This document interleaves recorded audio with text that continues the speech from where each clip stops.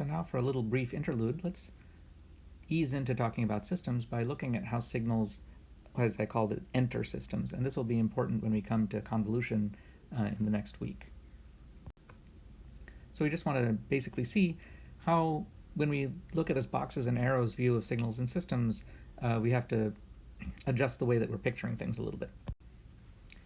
So what is a system? A system is a function that maps an input signal to an output signal.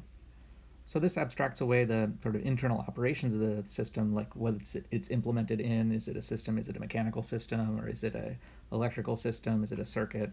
You know, we're just looking at signal x of t comes in, a signal y of t comes out, or x of n comes in and y of n comes out. And all systems are going to be kind of equivalent to each other if they have the same input-output behavior. That is, for a given x, we always get the same y. So the question is, how can we go to characterize different system properties in terms of this input-output behavior, as we call it? So we represent systems in our block diagrams, remember, as things in boxes. So for example, we have systems like a delay, which is, y of t is just x of t minus tau is a delay of tau. We have an accumulator.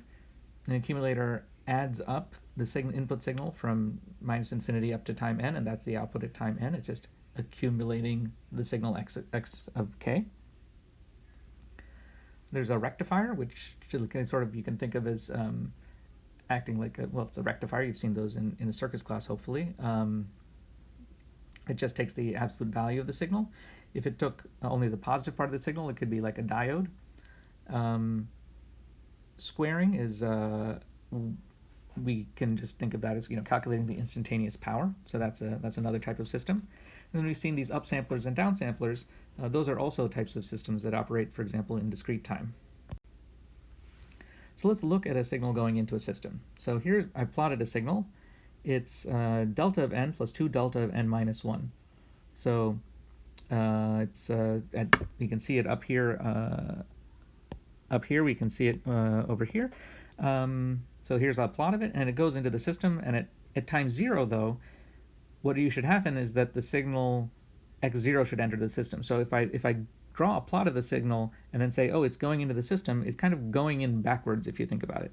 So really, what I have to do is sort of flip the signal to show that if it was actually going along the wire, the part that's 0 would come first, and then the part that's at time 1 would come in next. So in fact, the picture looks like this.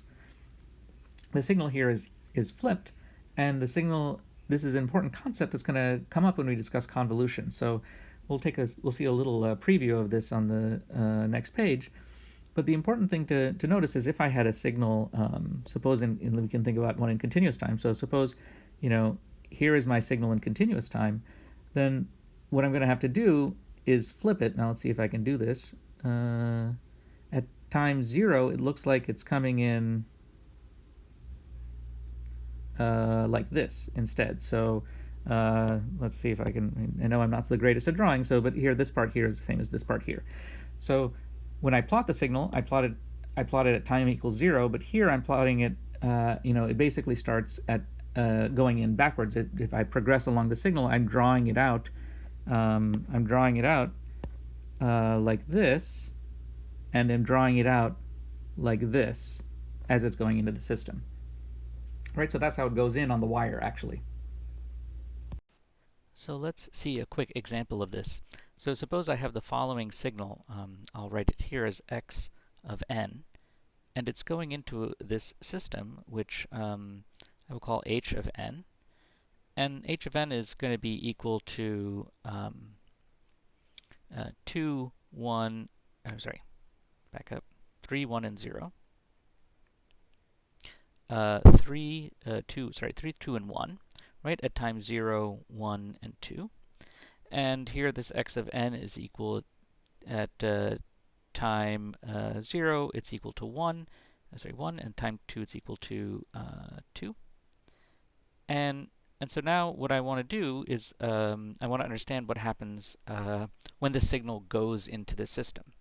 So this is the original. And then this one here, what I'm going to do is I'm going to say flip it. I'm going to flip it.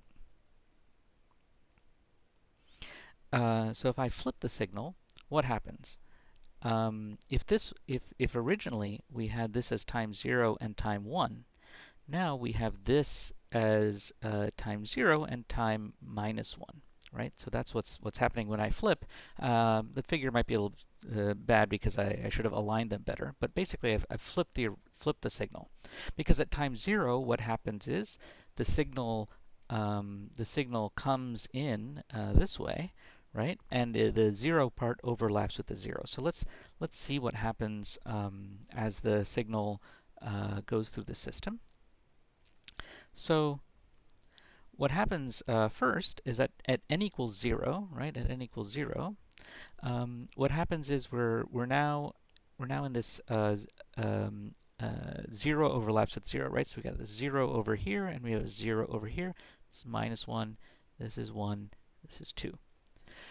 Right. So what happens at time 0 is that there's an overlap. There's an overlap right here, right? Oops, sorry. Let's try that again. There's an overlap right here, right? Then at time n equals 1, if we go from here to here, then what we see is that there's an overlap at 2 times, right? Because what I've done is basically slide the blue signal to the right by 1 step. And then if I slide it again, I'll get up to n equals 2, and then to n equals 3, and you can see at n equals 2, now these two overlap, and that only this one overlaps. So we can do the calculation. So let's try and do the calculation, right? So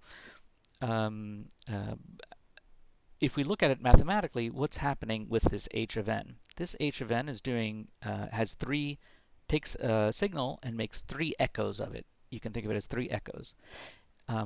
This component at this component at time 0, is saying take 3 times the input signal at x of n, right? And this next component at 2, right, is saying of 2 at n equals -1 is saying, oh, take a delayed version by 1 of the signal there. And then the third component, which is at delay 2, creates a delay 2 version of the signal x of n-2, and the coefficient is 1. So we can do the calculation if we want to, just kind of straightforwardly.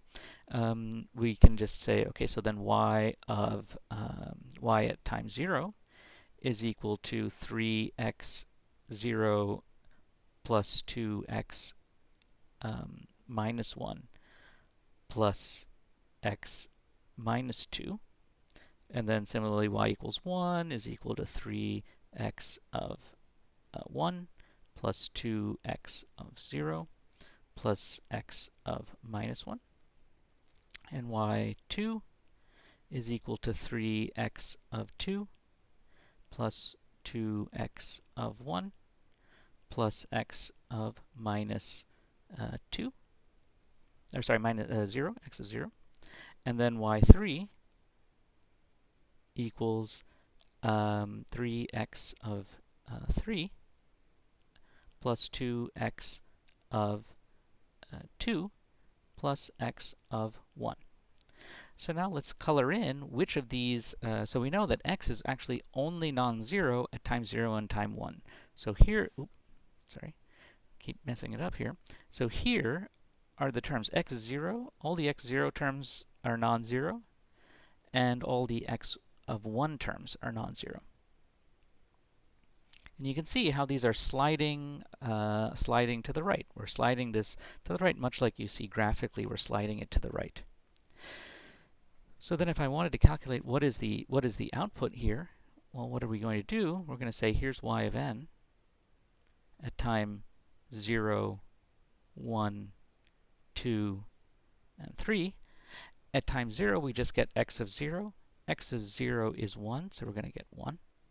3 times x of 0, so we're going to get 3. Then at time 1, we're going to get 3 times x of 1. X of 1 is 2, which is 6, right? So if we look at n equals 1, we're going to get that 2 times that 3, we're going to get 6, plus 2 times the x of 0 times that 2. So we're going to get that 2 times the 1 at x of 0. So we're going to get 8. That's going to go way up here. Like 6 plus 8. This is 6 plus 2 is 8. Then at time 2, we're going to get x of 1. X of 1 is 2. And we get 2 times that, which is 4.